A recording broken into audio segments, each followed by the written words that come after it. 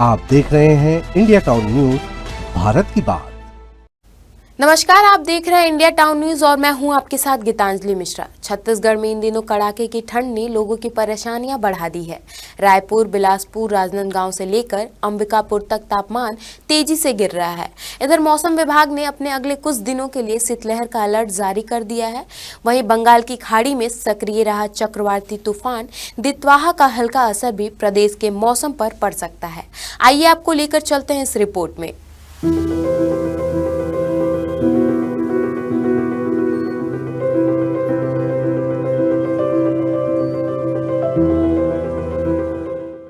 छत्तीसगढ़ इस समय कड़ाके की ठंड से ठिठुर रहा है। राजधानी रायपुर, बिलासपुर, राजनांदगांव, मुंगेली, रायगढ़, कोरिया, बलरामपुर, रामानुजगंज और सूरजपुर जिले में बीते 24 घंटों में न्यूनतम तापमान में भारी गिरावट दर्ज की गई है। मौसम विभाग का कहना है कि उत्तरी हवाओं के प्रभाव के कारण तापमान लगातार नीचे जा रहा है और आने वाले दिनों में ठंड और ज्यादा तेज महसूस होगी।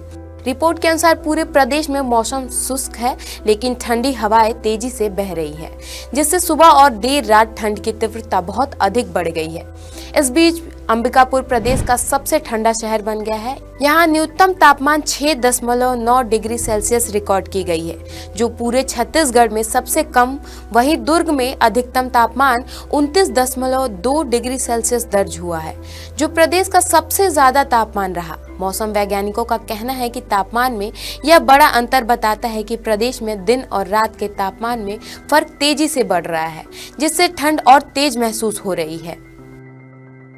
ठंड और गिरते तापमान के बीच मौसम विभाग ने कई जिलों के लिए शीतलहर का येलो अलर्ट जारी किया है। राजधानी रायपुर, राजनांदगांव, रायगढ़, मुंगेली, कोरिया, बलरामपुर और सरगुजा संभाग के अधिकतर इलाकों में शीतलहर चलने की प्रबल संभावनाएं जताई गई हैं।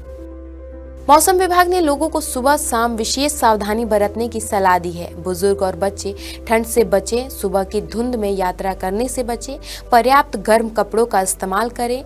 आपको बता दें कि 28 नवंबर को दक्षिणी पश्चिमी बंगाल की खाड़ी और श्रीलंका के तटीय इलाकों में सक्रिय चक्रवात तूफान दितवाहा अब उत्तरी तमिलनाडु, पुडुचेरी और दक्षिणी आंध्र प्रदेश की ओर बढ़ चुका है। हालांकि मौसम विभाग ने स्पष्ट किया कि इस चक्रवात का छत्तीसगढ़ पर कोई बड़ा प्रभाव नहीं पड़ेगा, लेकिन इससे बाहरी प्रभाव के कारण कुछ इलाकों में हल्की और बादल बनने की स्थिति बन सकती है। सिस्टम के कमजोर होने के बाद प्रदेश में ठंड और अधिक बढ़ सकती है। कुछ मौसम विशेषज्ञों का कहना है कि दितवाहा के गुजरने के बाद उत्तर भारत से आने वाली ठंडी हवाएं ज्यादा तेज से छत्तीसगढ़ में दाखिल होंगी, जिससे रात का तापमान और नीचे जा सकता है। वहीं प्रदेश के दक्षिणी और मध्य हिस्सों में कहीं कहीं हल्की बूंदाबांदी की संभावनाएं भी जताई गई है। अगर ऐसा होता है तो तापमान और नीचे फिसल सकता है, जिससे ठंड का प्रकोप और अधिक बढ़ेगा। हालांकि मौसम विभाग ने यह भी साफ कर दिया है कि किसी तरह की भारी बारिश की आशंका नहीं है। दितवाहा का प्रभाव इतना नहीं है कि प्रदेश में गंभीर मौसम बदलाव हो सके। तेज और ठंड गिरते तापमान का सीधा असर लोगों के जीवन पर भी देखने को मिल रहा है। स्कूल के बच्चे ठंड से ठिठुर रहे हैं। ग्रामीण इलाकों के अलावा जलाने की मांग बढ़ गई है। सुबह सड़कें सूनी नजर आने लगी है। धुंध की वजह से कई इलाकों में दृश्यता कम हो गई है। स्वास्थ्य विभाग ने भी लोगों को सतर्क रहने की अपील की है, खासकर उन लोगों से जिन्हें दमा, हृदय रोग या पुरानी बीमारियां हैं।